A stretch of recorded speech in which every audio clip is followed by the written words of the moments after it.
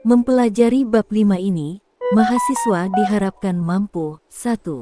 Memahami pengertian dan jenis-jenis karya ilmiah. 2. Menjelaskan struktur umum penulisan karya ilmiah. 3. Menerapkan langkah-langkah penulisan karya ilmiah. 4. Menyusun karya ilmiah sederhana dengan kaidah akademik. B. Teori. Pengertian karya ilmiah. Karya ilmiah adalah tulisan yang disusun berdasarkan hasil observasi, studi literatur, atau penelitian empiris yang disajikan secara sistematis dan logis menggunakan metode ilmiah. Tujuan utamanya adalah menyampaikan informasi, gagasan, atau temuan baru agar dapat diuji, dikembangkan, atau diaplikasikan oleh pihak lain. Karya ini harus memenuhi prinsip-prinsip formalitas, kejelasan, ketepatan, objektivitas, dan konsistensi. Tujuan penulisan karya ilmiah dan penjelasannya: menyampaikan gagasan atau temuan secara sistematis dan terukur. Karya ilmiah menjadi media formal untuk menyampaikan hasil pengamatan, pemikiran, atau penelitian.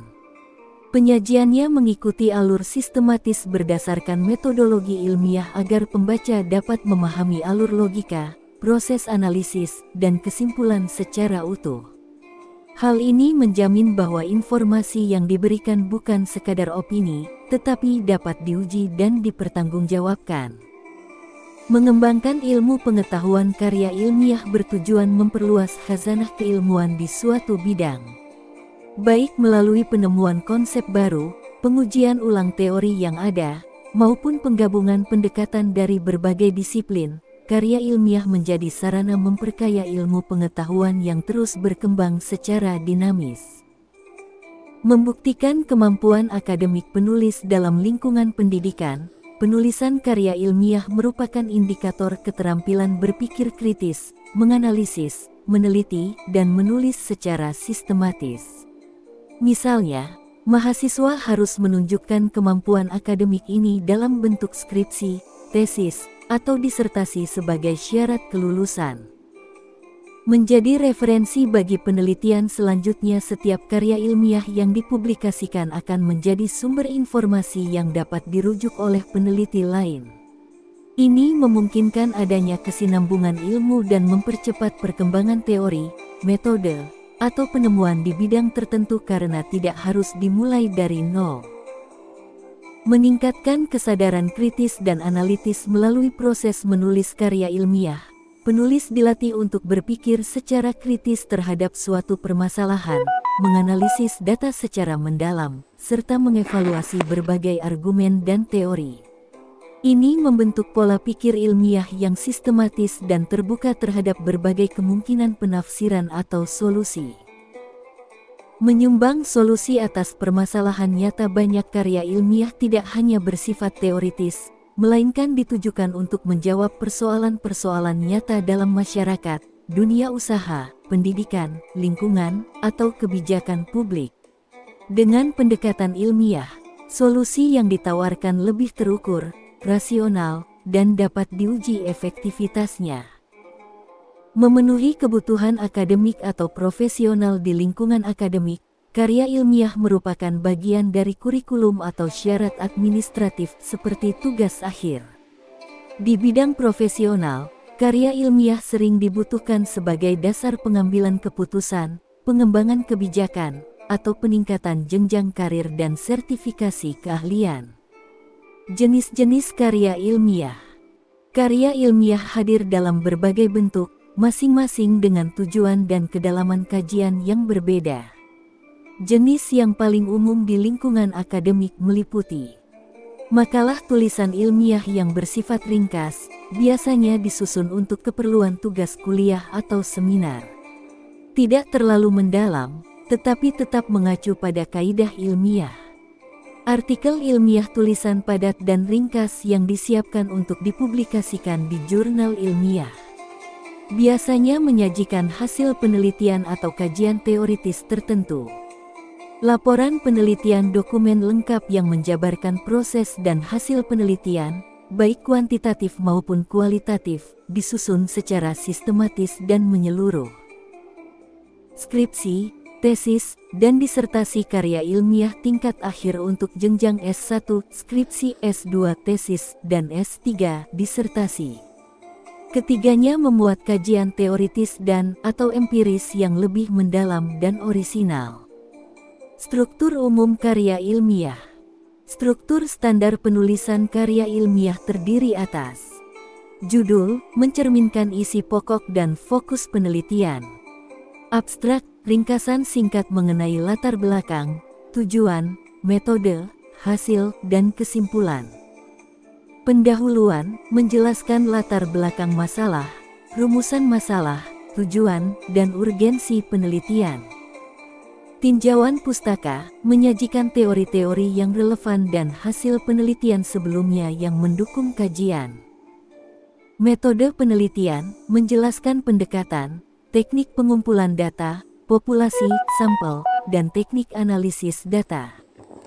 Hasil dan pembahasan, menampilkan data yang diperoleh dan analisisnya. Pembahasan mengaitkan hasil dengan teori atau penelitian sebelumnya. Kesimpulan dan saran, menyajikan ringkasan temuan utama dan rekomendasi praktis atau kajian lanjutan. Daftar pustaka, daftar referensi yang digunakan, ditulis sesuai gaya penulisan tertentu APA, MLA, Chicago, Del. Langkah-langkah menulis karya ilmiah. Menentukan topik yang relevan, aktual, dan sesuai bidang keilmuan.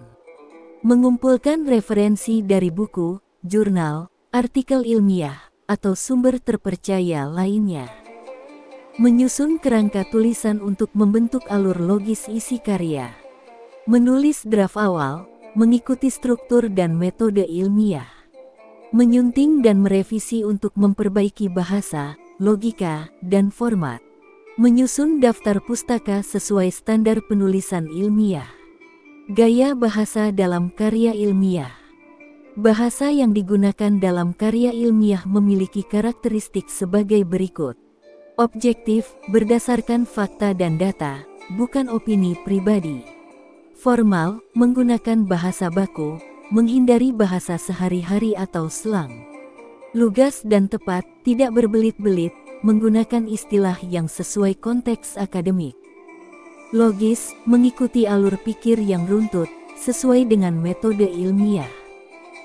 Netral, tidak memihak, tidak emosional, dan tidak menggunakan kata-kata bersifat ajakan atau pembujukan.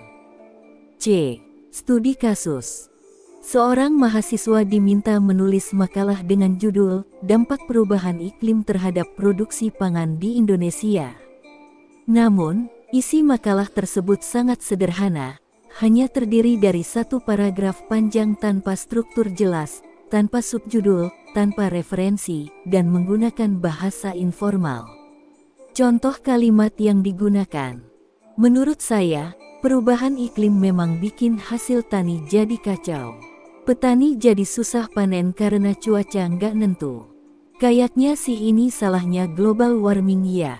Petik 2. Analisis kesalahan dalam penulisan. Kalimat di atas tidak memenuhi standar penulisan ilmiah karena alasan berikut.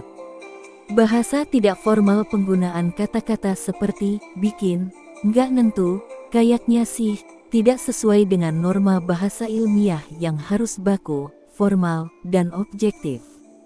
Bahasa informal seperti ini lebih cocok digunakan dalam percakapan sehari-hari, bukan dalam makalah akademik. Tidak mengikuti struktur sistematis penulisan, hanya terdiri dari satu paragraf tanpa struktur yang jelas.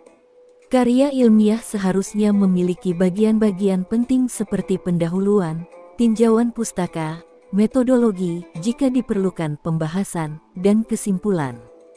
Struktur ini menunjukkan alur berpikir yang sistematis. Tidak mencantumkan referensi atau sumber ilmiah. Opini yang disampaikan seperti, kayaknya ini salahnya global warming ya, tidak disertai dasar teori, data, atau rujukan dari sumber yang valid. Dalam karya ilmiah, setiap argumen harus didukung oleh sumber yang dapat dipertanggungjawabkan, misalnya dari jurnal ilmiah, buku akademik, atau data resmi. Pendapat bersifat subjektif dan tidak didasarkan pada kajian ilmiah. Frasa, menurut saya, menunjukkan subjektivitas. Dalam karya ilmiah, opini pribadi tidak boleh dominan kecuali didukung oleh data dan referensi yang valid. Karya ilmiah menekankan pada objektivitas, logika, dan fakta. Perbaikan yang dianjurkan. Agar makalah sesuai dengan standar ilmiah, berikut adalah saran perbaikannya. Gunakan struktur makalah ilmiah. Pendahuluan, paparkan latar belakang masalah, urgensi topik perubahan iklim, dan bagaimana dampaknya terhadap produksi pangan di Indonesia. Tinjauan pustaka, sajikan teori atau hasil penelitian sebelumnya tentang perubahan iklim dan produksi pangan dari berbagai sumber ilmiah. Pembahasan, analisis hubungan antara perubahan pola cuaca, suhu, dan dampaknya terhadap pertanian, misalnya gagal panen, perubahan musim tanam, gangguan hama, del. Berdasarkan data dan teori. Kesimpulan, rumuskan simpulan dari pembahasan dan berikan saran atau solusi terkait kebijakan pangan dan adaptasi pertanian. Gunakan bahasa ilmiah, gantilah kalimat seperti, bikin hasil tani jadi kacau, menjadi, mengganggu stabilitas hasil pertanian, atau cuaca nggak nentu, menjadi ketidakpastian iklim atau variabilitas cuaca. Petik 2.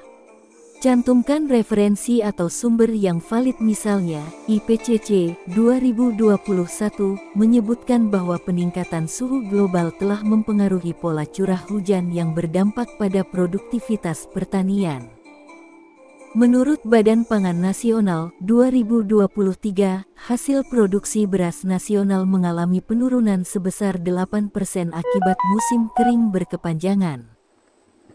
Hindari kalimat subjektif dan gunakan data, gantilah, menurut saya petani jadi susah panen, dengan data BPS 2022 menunjukkan penurunan produktivitas petani di beberapa wilayah akibat perubahan iklim. Petik 2. Contoh kalimat ilmiah yang sudah diperbaiki. Perubahan iklim memberikan dampak signifikan terhadap sektor pertanian di Indonesia, terutama dalam hal produktivitas tanaman pangan. Peningkatan suhu, ketidakpastian curah hujan, dan kejadian cuaca ekstrim mengakibatkan gangguan pada siklus tanam dan risiko gagal panen, IPCC 2021. Hal ini berdampak langsung pada ketahanan pangan nasional, khususnya komoditas utama seperti padi dan jagung. D. Dalil. Ayat Al-Quran dan hadis yang Anda sampaikan sangat kuat dalam menegaskan prinsip kejujuran, kehati-hatian dalam berbicara, dan larangan menyampaikan informasi tanpa dasar yang benar. Keduanya menjadi dasar penting, khususnya dalam konteks akademik dan penulisan ilmiah, yang menuntut kejujuran ilmiah. Ayat QS An-Nahl 116 melarang manusia untuk membuat klaim tanpa dasar, apalagi yang dikaitkan dengan hukum halal dan haram. Dalam dunia akademik, ini setara dengan mengarang data, mengutip sumber palsu, atau membuat kesimpulan tanpa bukti ilmiah.